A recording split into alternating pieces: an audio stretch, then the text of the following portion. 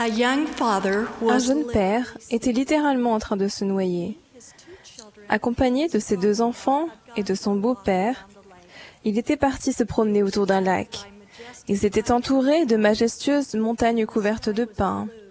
Le ciel était bleu, parsemé de légers nuages blancs, offrant une scène de beauté et de sérénité.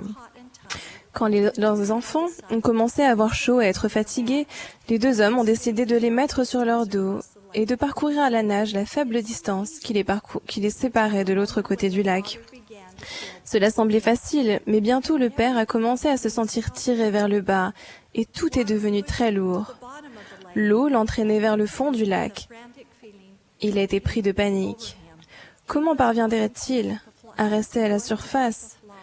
D'autant plus qu'il avait sa chère petite fille sur le dos. Il a appelé à l'aide, mais le son de sa voix s'est perdu dans le lointain. Son beau-père était trop loin pour répondre à ses cris désespérés. Il s'est senti seul et désemparé. Pouvez-vous imaginer vous sentir aussi seul, incapable de vous raccrocher à quoi que ce soit, et vous débattant au milieu d'une situation désespérée pour sauver votre vie et votre enfant? Malheureusement, à des degrés divers, nous éprouvons tous ce sentiment lorsque nous nous trouvons dans des situations où nous avons désespérément besoin de trouver de l'aide afin de survivre et de sauver nos êtres chers.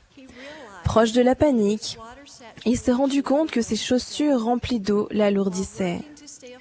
Tout en s'efforçant de rester à la surface, il a essayé d'ôter ses chaussures pesantes. Mais elles faisaient ventouse sur ses pieds. Les lacets étaient gonflés d'eau, ce qui resserrait encore davantage le nœud.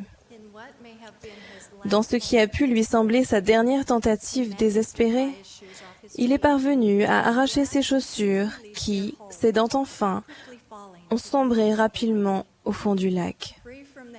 Libéré de ce fardeau pesant qui l'avait tiré vers le bas, il s'est immédiatement propulsé vers le haut avec sa fille.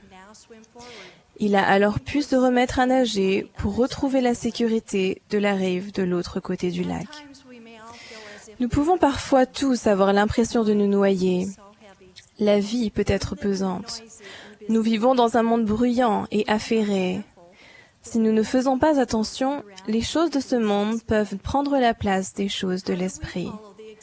Comment suivrons-nous l'exemple de ce Père et nous débarrasserons-nous de quelques-uns des fardeaux du monde que nous portons, afin de pouvoir maintenir la tête de nos enfants ainsi que notre esprit tourmenté hors de l'eau? Comment pourrons-nous, comme Paul l'a enseigné, rejeter tout fardeau? Comment préparerons-nous nos enfants au jour où ils ne pourront plus s'accrocher à notre témoignage et devront nager eux-mêmes? Nous trouvons une réponse quand nous identifions cette source de force divine. C'est une source souvent sous-estimée. Pourtant, nous pouvons l'utiliser tous les jours pour alléger notre charge et accompagner nos chers enfants. Cette source est le don du Saint-Esprit qui nous guide. À l'âge de 8 ans, les enfants peuvent être baptisés. On leur enseigne qui est Dieu et ils font alliance avec lui. Ils sont entourés de leurs êtres chers, tandis qu'ils sont immergés dans l'eau et ressortent des fonds baptismaux, éprouvant une joie immense.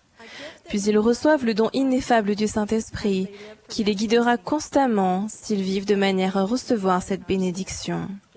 David Abednar a dit, « La simplicité de cette ordonnance peut nous faire oublier son importance. » Ces 4 mots, « Recevez le Saint-Esprit » ne sont pas une exhortation passive, mais constituent une injonction de la prêtrise. Une exhortation faite avec autorité à agir et non à être simplement mu. Fin de citation. Les enfants éprouvent le désir naturel de faire le bien et d'être bons. Nous pouvons percevoir leur innocence, leur pureté. Ils sont également très sensibles à la petite voix douce. Dans 3 Néphi 26, le Sauveur nous a montré la capacité naturelle, spirituelle des enfants. Il leur délia la langue, et ils dirent à leur père des choses grandes et merveilleuses, plus grande que celle qu'il avait révélée au peuple. La multitude vit et entendit ses enfants, oui, même des petits-enfants ouvrir la bouche et dire des choses merveilleuses. Comment pouvons-nous, nous, parents, accroître la capacité spirituelle de nos jeunes enfants? Comment leur enseignons-nous à rejeter les influences du monde et à faire confiance à l'esprit lorsque nous ne sommes pas avec eux et qu'ils sont seuls au milieu des eaux profondes de la vie? Je vais vous faire part de quelques idées. Premièrement, nous pouvons attirer l'attention de nos enfants sur les moments où ils entendent ou ressentent l'esprit. Retournons à l'époque de l'Ancien Testament pour voir comment Élie a justement fait cela avec Samuel. Le jeune Samuel avait entendu une voix à 2 reprises, était accouru vers Élie lui disant « Me voici !» « Je n'ai point appelé » avait répondu Élie. Mais Samuel ne connaissait pas encore la voix de l'Éternel, et la parole de l'Éternel ne lui avait pas encore été révélée.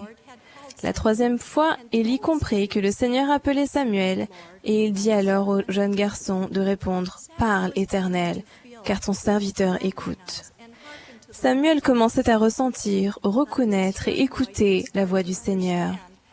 Mais il ne parvint à comprendre cela que lorsqu'Élie lui aidait à en prendre conscience. Maintenant qu'il avait été instruit, Samuel pouvait se familiariser avec la petite voix douce. Deuxièmement, nous pouvons préparer notre foyer et nos enfants à ressentir la petite voix douce. De nombreux professeurs de langues étrangères pensent que les enfants apprennent le mieux possible une langue lors de programmes d'immersion où ils sont entourés d'autres personnes qui parlent cette langue et où ils sont sollicités pour la parler. Ils n'apprennent pas seulement à dire des mots, mais aussi à parler couramment et même à penser dans la nouvelle langue. Le meilleur cadre d'immersion pour une éducation spirituelle est le foyer, où les principes spirituels peuvent constituer les bases de la vie quotidienne. Tu les inculqueras à tes enfants et tu en parleras quand tu seras dans ta maison, quand tu iras en voyage, quand tu te coucheras et quand tu te lèveras. En immergeant notre famille dans l'esprit, nous permettrons à nos enfants de garder leur cœur ouvert à son influence. Troisièmement, nous pouvons aider nos enfants à comprendre comment l'esprit s'adresse à eux. Joseph Smith a enseigné, s'il vient vers un petit enfant, il s'adaptera lui-même au langage et à la capacité d'un petit enfant. Une mère a découvert que, du fait que les enfants apprennent de manière différente, certains par la vue ou l'ouïe, d'autres par le toucher ou le mouvement, plus elle observait ses enfants, plus elle prenait conscience que le Saint-Esprit les instruisait de façon à ce que chacun puisse apprendre au mieux. Une autre mère a raconté comment elle a aidé ses enfants à reconnaître le Saint-Esprit. Parfois, a-t-elle écrit, les enfants ne se rendent pas compte qu'une pensée récurrente, un sentiment de consolation après qu'ils ont pleuré, ou le fait de se rappeler quelque chose juste au bon moment, sont tous des moyens que le Saint-Esprit utilise pour communiquer avec eux. Elle poursuit, j'enseigne à mes enfants à se concentrer sur ce qu'ils ressentent et à agir en conséquence. Le fait de ressentir et de reconnaître l'esprit développera la capacité spirituelle de nos enfants et la voie qu'ils apprendront à connaître deviendra de plus en plus claire pour eux. Cela se passera comme Richard G. Scott a dit, en acquérant de l'expérience et en réussissant à être guidé par l'esprit, vous pouvez obtenir une plus grande confiance en ce que vous ressentez qu'en ce que vous voyez et entendez. Nous ne devons pas craindre en voyant nos enfants pénétrer dans les eaux de la vie, car nous les aurons aidés à se débarrasser des fardeaux du monde. Nous leur aurons enseigné à bénéficier du don de l'esprit qui les guidera.